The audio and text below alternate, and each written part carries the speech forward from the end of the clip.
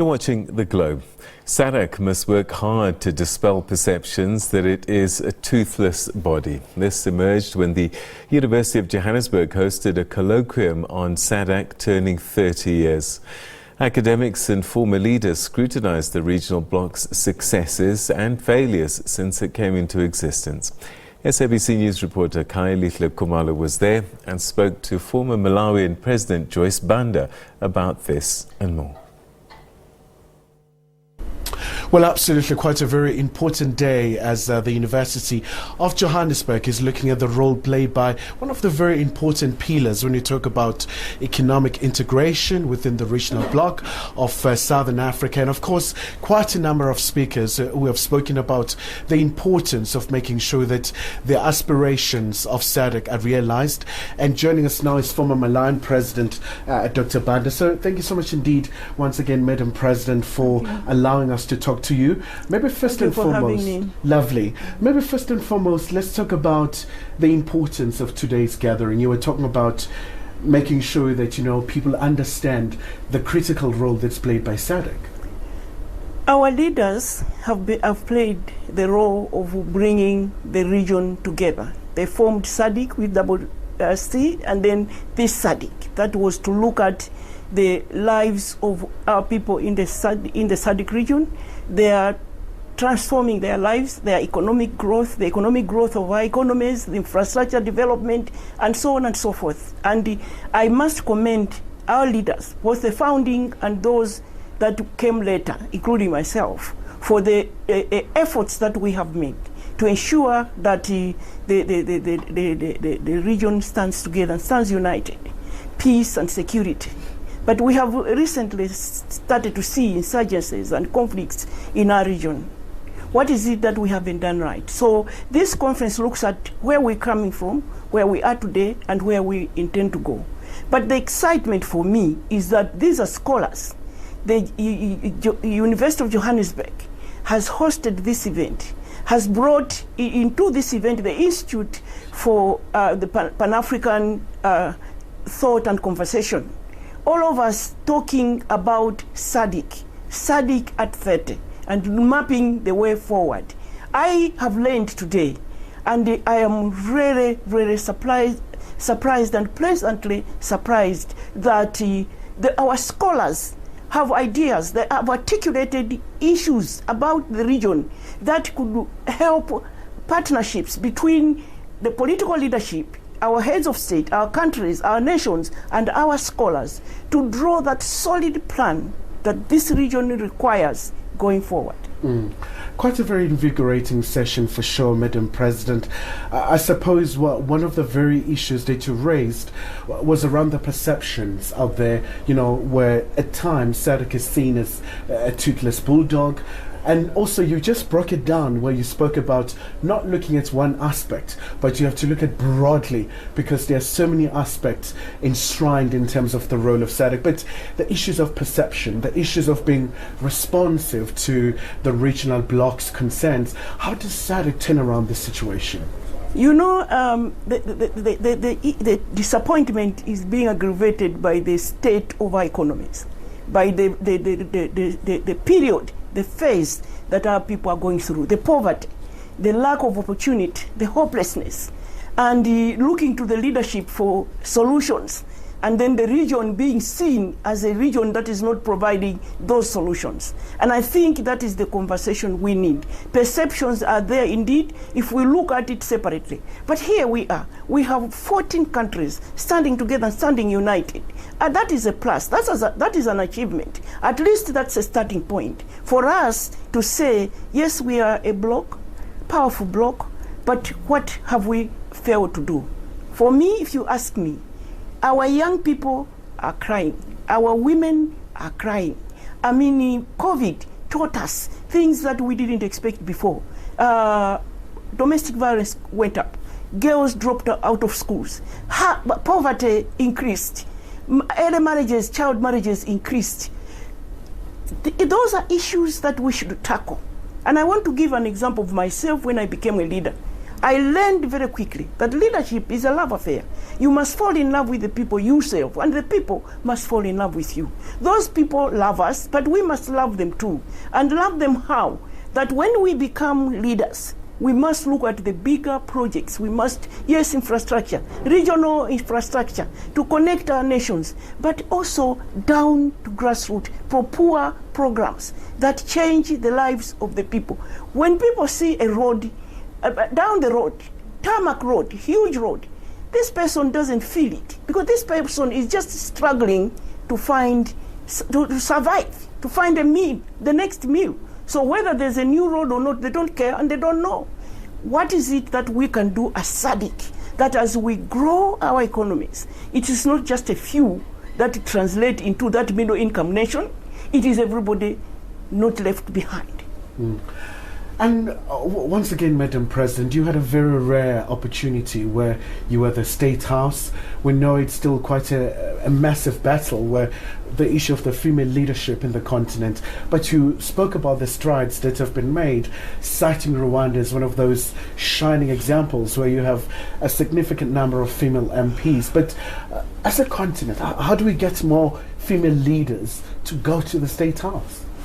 Yeah, we will get as many leaders as possible go to State House when all of us decide to take them there. When we went to Beijing in 1995, we agreed that we will go back home and occupy positions of leadership. And we came back and we did just that.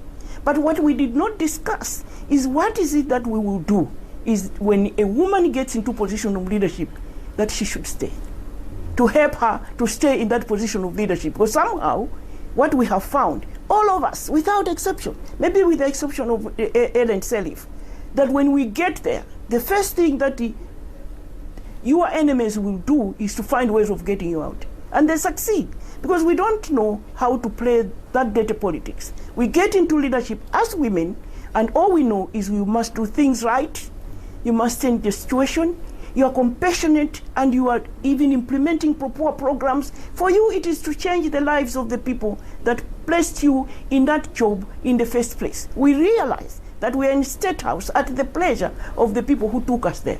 Your enemies are not seeing it that way. Some go to State House for the power. So they don't care whether you are building roads or you are empowering households or you're giving a cow a family or you're building modern houses in the village. They don't care. So they'll find ways to take you out. So go to Mauritius, look at how the president left. And go to Central African Republic and see how Catherine Panza left. So those are real issues. What we need to do, what I have said, is that women must organize ourselves. We have now got a very powerful organization that your own fellow South African helped form, Pumizile, when she was head of UN Women. And so we started what we call African Women Leaders Network. It is an intergenerational organization where women like myself and younger women belong to that organization with two very distinct, strong committees. My position is that we, who have been there and back, must provide our shoulder for those younger ones to stand on. They must not go through what we went through. We must even engage our men. I have said that Africa will achieve what we have achieved. I mean, women, African women, have been leaders even before colonization. There's nothing new now. We've been there before. All we are saying is that it is the colonizers that brought us back. In this country, it's apartheid perpetrators that brought women back. But within those circumstances, against all odds, there were some women that stood out.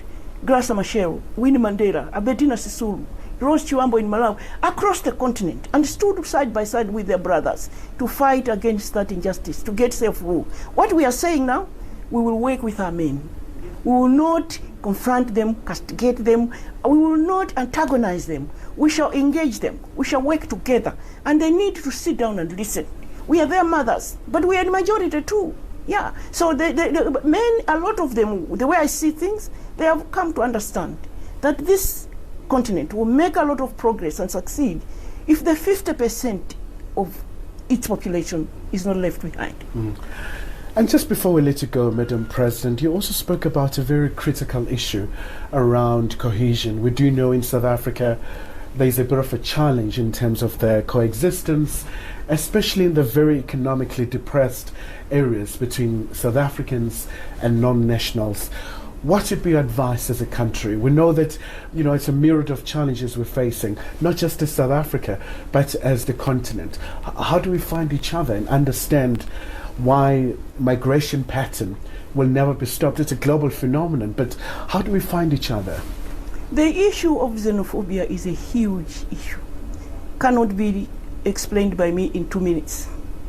What I have found is that in some of these countries, the young people that are growing up now don't know the role that the rest of Africa played in their self-rule. Because there are countries who were sacrificing, being deducted every month, money going to those countries that were fighting injustice, that were all still colonized to get self-rule. That is well documented, but I have found that most don't know. But that having been said, the main issue that we are faced with is that of poverty and helplessness of our young people, the lack of opportunities. And I think until and unless we as leaders of the region take that seriously, listen to their voices, they're going to take us out of state houses. They're not playing because they have talked enough. They are dying in the Mediterranean. If this continent of Africa of 54 countries, each country was busy finding ways to create opportunities for young people, create jobs, and then the people there are prospering and doing businesses, working, would they travel to South Africa? Would they come to this country for what? What I see as a problem is their situation now. And that applies to South African young people as well, because they too see the lack of opportunity. It's not that they then are okay. They find themselves in a situation where they have to find somebody to blame, because they too don't have opportunities. So as the Professor Ntambala said, that economic freedom is not here in South Africa yet.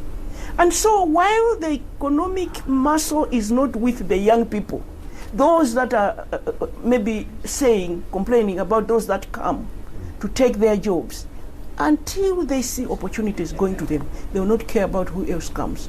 But those who must come will also not see the need to come if we leaders in those nations are creating opportunities for our nations. For me, when I quickly look at that, I'm not a political leader anymore, but that would be my suggestion. All right. Madam President, thank you so much indeed for your time. And of course, a very valuable insights about the way forward, responding to quite a number of challenges that we do face as SADC region, as we talk about repositioning and making sure that this regional bloc is able to tackle, of course, a number of issues facing SADC and beyond. Khayelihle Khumalo, SABC News, Johannesburg.